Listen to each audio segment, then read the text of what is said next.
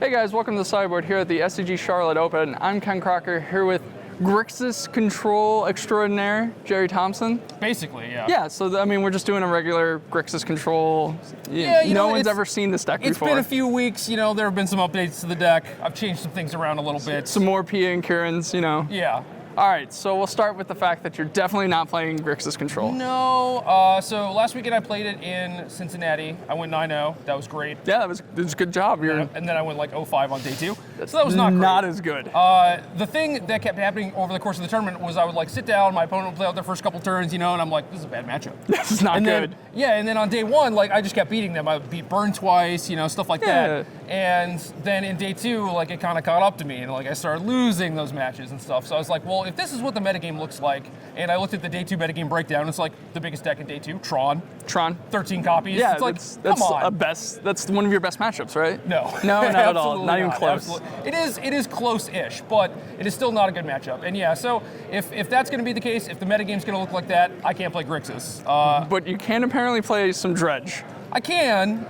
So I like this deck. I did a video on this deck a while back. A guy won the Modern Festival online, which was this thing that was like 1,000 people, 800 people, something like that. It was a pretty big tournament. First place got a set of every set legal in Modern. Yeah. So it's, It's a pretty good prize. Pretty hefty prize, right? And he won it with Dredgevine. And it's like 10-round Swiss, cut the top 8, and he took it down with Dredgevine. And his list looked good. I did a video. I had a lot of fun playing with the deck, and it felt really good. So that was kind of just like on the bucket list type of thing.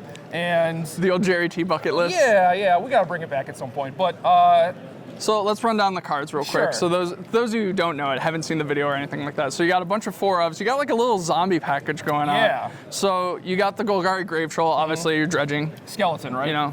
Skeleton Troll. Okay, just making sure. Yeah. So you're going to dredge that guy out. That's the plan. And then you got Lotla Troll, Grave Crawler, and the good old zombie fish itself. Yeah, so Gurmag Angler. So what this deck does is the first couple turns, you are a beatdown deck first and foremost. So I did things in my video like play turn 1 Gravecrawler instead of turn 1 Faithless Looting. People were like, yo, dude, you got to be dredging. And I was like, no, I'm pretty sure I have to be killing people because Modern's a fast format, right? So remember that you're a beatdown deck, but the first couple turns you're just kind of flipping over cards with Satyr Wayfinder, maybe discarding a Grave Troll to a Lotla Troll, casting Faithless Looting, and you're just trying to build up this graveyard to the point where you have one of the zombies in play, Lotla Troll, Gravecrawler, or Gurmag Angler, and then you get to play out the Gravecrawlers that are in your graveyard, which are actually cast, which will trigger Vengevine. Will trigger the Vengevines, yeah. So that's the synergy basically. You're not a combo deck per se, but you have a bunch of synergies that allow you to put a lot of power on the battlefield very fast. Right, there are certainly draws that make it feel like a combo deck. Sure. So like you said, you're putting cards in your graveyard with Satyr Wayfinder and Faithless Looting. You're also doing it with a 2 of Lightning Axe. Yeah, you can discard. That helps too. And then you have the another Dredge card, Life from the Loam. Yep. Obviously, you got a little package to help against, I assume it's going to be Tron, Infect, maybe a little Amulet Bloom. You got 1 Ghost Quarter main and a couple more in your sideboard. I have 2 Ghost Quarters main. Okay. So the deck has 22 lands, and the mana's pretty good despite being kind of color intensive. You have things like Lotla Troll plus Regeneration plus Gravecrawler, stuff like that. But it's you can afford a couple colorless lands, and especially in these long games where maybe you're playing against a deck with Path to Exile or something where it's the game is just going to go on for a long time. Having that Life from the Loam in your deck to make it so you'll have this card where eventually maybe you're stuck on 3 lands. You can dredge the Loam, get up to 5 lands, and then just start hard casting Grave Trolls. So I think that's a pretty important aspect of the deck where it's you can go kind of fast early, but if they Anger of the Gods you or something, you're going to want something to do after that happens. And since you have Loam, then it's well, we can afford to play a couple Ghost Quarters, so why not? Because Tron is probably one of the worst matchups for this deck, so it seems kind of weird for me to not play Grixis because there are bad matchups like Tron, and then I just play, this just going to lose to Tron is the goal. If I were in my right mind, you might say, so you're saying I might play something like Blue-Red Twin. That is a deck that I feel is well positioned. This deck is not necessarily well positioned, but I think it's good and it is fun. And I've been slowly acquiring the cards because I knew that I wanted to play it at eventually. Some point. So got to get that off the bucket list, right? Yeah. So the 1 low main I think is pretty good. Also, there's supposed to be a Rotting Rats in the deck, but I could not find it. Okay. So what do we play over it? I played a 4th Abrupt Decay. Same card. Not a good much. fit. So the Rotting Rats is you can be Hellbent and then just be dredging a troll every turn. Okay. but you don't have a way to get your Gravecrawler engine started. Sure, because the Rotting Rats is a zombie. Yeah, so you get to unearth the Rotting Rats, maybe pitch another Vengevine that you have in your hand, and then cast 2 Gravecrawlers, and then you can bring all the Vengevines back. So that the Rotting Rats allows you to go from like 0 to Vengevines in nothing, basically. So it is kind of an important aspect of the deck, and I'm just without it this weekend. But I mean, maybe there was a buyout on the Rotting Rats. There wasn't. It was just it's like up there with the Eldrazi. I checked. I've been checking Star City's online store, and it's just like, yeah, the thing's like 30 cents or whatever. It's not worth restocking, but. So in the sideboard, you have a little bit of disruption for the combo because, Modern's a very combo-heavy kind of format. Yeah. So you even have 4 Thoughtseize and 2 Slaughter games. Yeah. So what are those coming in against? So the deck is just like creatures and removal in game 1, which against something like Splinter Twin is generally pretty good, right? Sure. But I've played against things like Ad Nauseam or whatever, where it's like I'm not really operating, like I'm not interacting on the right axis here. So. Yeah, Thoughtseize is just like the general catch-all. If something like Cabal Therapy was legal or whatever, I'd be all about that. But sure.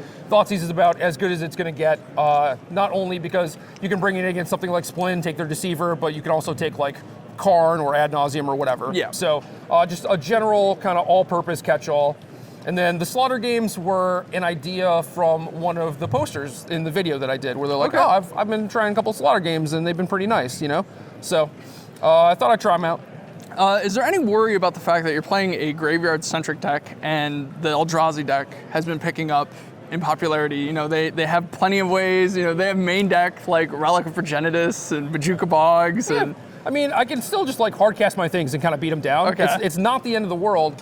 And there are a lot of, like, I've played Dredge and Legacy a decent amount, and I'm pretty used to like playing against those things where it's like, okay, so I'm gonna play this Lala Troll and then discard my Grave Troll, right? Are you gonna say, like, I have some other stuff in my graveyard, like some fetch lands or whatever. Are you going to, like, pop your Relic to get my Troll? Or are you going to let me dredge? So, like, say I go to my draw step and I dredge, and I don't hit anything of note, but then maybe I can use those cards to play a Gurmag Angler, So it's like, how are you going to use your Relic exactly? It's if they have to just, like, play it and blow it right away, that's fine for me, because I can play through that, So there's still some more play to the deck, even if it looks like it's only operating on one axis. So Leyline and Rest in Peace is just like, okay, we're kind of done here. That's fine. I have hard casting Vengevines. I have 4 Abrupt Decays. The person that won the Modern Festival had like 2 Golgari Charms, 1 Maelstrom Pulse. I'm not playing any of those cards. I don't expect those cards to be very prevalent. So yeah, if you play those, you got me. Maybe we'll see. But well, hopefully you don't run into those here today. So best of luck to you. I feel like a good old 5-4 coming on, something like that. 5-4, not quite the 9-0.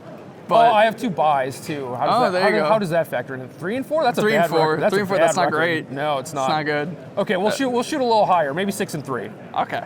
4-3? Well, why don't we try to squeak in 7-2? We squeak in. So that way you have to play in day 2, so just for the value. I do not have to. For the value, though. Depending on how I'm feeling, if I feel like the deck is not well positioned, I might just drop and play some standard or something. We'll see. But like, I just kind of have to get this out of my system, and I do think it is a solid deck. So we'll see. Like, if I win the tournament, it won't be like, whoa, I won. If you win the tournament, you didn't need that Rotting Rats, obviously. So clearly, and then everyone's gonna copy the list without the Rotting Rats without watching the deck, right? So.